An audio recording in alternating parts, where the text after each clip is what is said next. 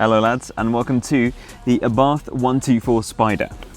This is a two-seater, 6-speed, rear-wheel drive sports car that is super underrated right now, and something that I believe the MX-5 should be from factory. So why wouldn't you buy one of these instead?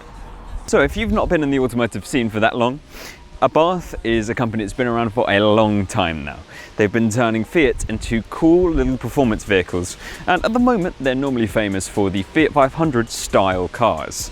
The 124 is a classic 70s two-seater, and they brought it back for 2017, 2018 and onwards in this. This thing really is quite special.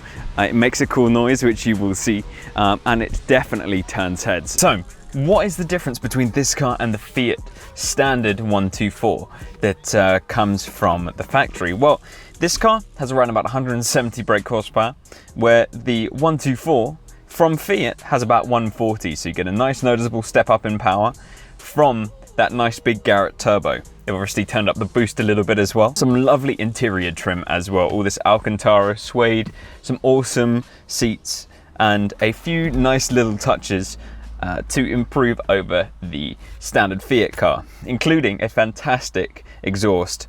I believe it's an option.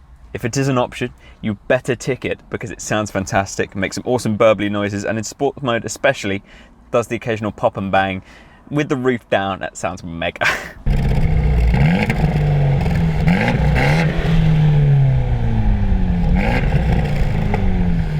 So, in the UK, the Abarth 124 starts at £29,000, £6,000 over a fairly well-spec'd MX-5, which makes this quite an expensive little car.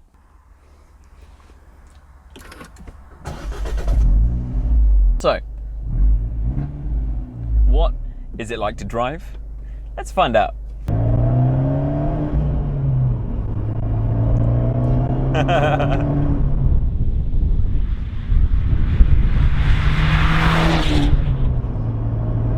So, 170 horsepower in a car that weighs about 1,000 kilograms, 1,060 I believe. You get a short ratio 6-speed gearbox. You get rear-wheel drive, and just that combo, it's a classic combo. It's like a classic sports car, and I think that's exactly what Abarth wanted it to be. The balance of this thing is fantastic. Like, the balance mid-corner is so good.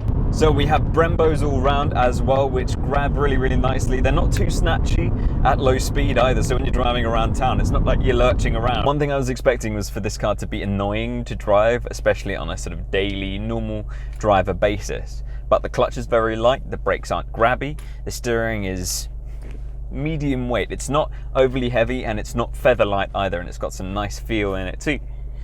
The gears go through nicely, short throw.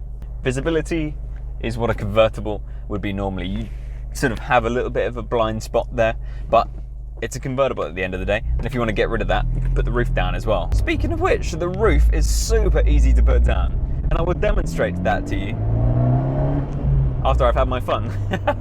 I'm just going to show you real quick how easy the roof is to put down. So, you have a latch here, you pull it forwards, click it, windows come down. Then what you do is one of those. All it does is it presses down like that, and whoa, you're outside, as you can see by the sun coming in. If you go, oh, I don't like the sun, I don't like people looking at me, you pull this latch here behind me, the roof pops up, you pull it over your head, like so, and it goes clonk. That's it. Classic sports car. Now, if you want a cool roof, go for the MX-5 RF, but that's quite an expensive car as well, and that's not as fast as this. Though if you put a turbo on that, that would be really, really cool. However, there is a Abarth 124 GT coming out very soon, which has a fully carbon roof, which is removable, I believe, but that looks awesome. One of those coilovers, slightly lower, a remat, 200 brake horsepower roughly, that would be just spot on. So, should we go over some bad points really fast? What would stop you buying this car? One, it's a two-seater. If you don't want to buy a two-seater, if you buy a two-seater and you go, oh, I need to go and buy the biggest wardrobe possible from IKEA, you're a bit special, mate. I can't save you. It is Italian, which brings pros and cons. One, Italian cars normally look fantastic. They normally go like the clappers and sound awesome, which this does. It ticks every one of those boxes. The interior is both awesome and strange at the same time. Like the sun visors are awful, and some of the interior bits are questionable. Navigation is also mildly fiddly to use sometimes, but it does work really well and I've had no problems with it over the past few days. It's also mildly thirsty if you like booting it around, but it's supposedly 40 miles per gallon if you don't like booting it around, so it's actually very good for that as well. 30 grand as well is mildly expensive. You do get a very exclusive car for that is very cool, but it is still Golf R money. I don't know, M135i, that sort of money maybe. So consider that when you're looking at these two.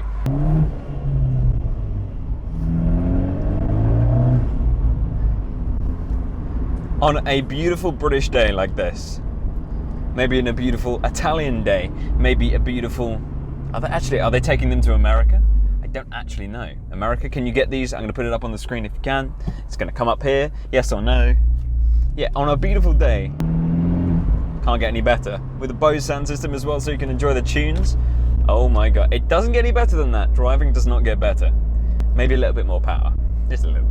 This car is super cool as well, is you get a limited slip diff as standard.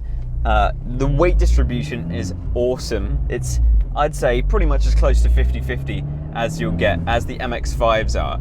So, I mean, it is an MX-5. It comes from the same factory in Japan.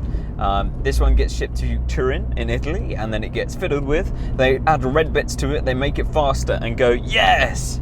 And that's all that needs doing to the 124, honestly. Red bits, faster, cool noises. What more could you ask for? Underrated pro to this car as well is the pedals are set up really nicely for heel and toe. One noticeable thing I would say as well is the suspension is super compliant. When you're going over bumps and everything, it's very, very comfortable. There is a little bit of body roll as well, and I've seen on some proper auto tests around tracks too that this thing does roll a fair bit. It is better than the MX-5 from what I've seen, but it does still want to tip a bit. So the thing is, when it comes to performance cars, you could buy yourself a Corsa VXR, you could buy yourself an Ibiza Cupra, you could get yourself a Leon Cupra, a Golf R, and they're going to be technically faster cars. The front wheel drive ones will pull harder from second and third gear onwards, and the Golf Rs and cars of similar nature will pull hard all the way through the gears. Mid-corner though, on track though, this will be an absolute star, an absolute ball to play with. You've got that 50-50 weight distribution, you've got that playfulness, you've got that limited slip differential as well, so it wants to slide, it wants to step out. Mid-corner, it feels super lively. So, it's your decision. And it's not a pro or a con for any of the cars. It's your decision whether you want pure speed, straight line, or you want a car that really is lively. It comes alive when you really chuck it into a corner and you stand on the brakes, you throw it in, you get a little bit sideways. It's a classic sports car. I would have to have a Golf R. I would have to have an Ibiza Cupra. And I would have to have one of these. So thank you to Abarth UK for lending this fantastic little 124 for this video, and to Devoted Media for the awesome photography and filmmaking assistance on the day. It was an absolute blast making this video, and I hope to make many more like it. Have fun, drive safe, and I'll see you in the next video.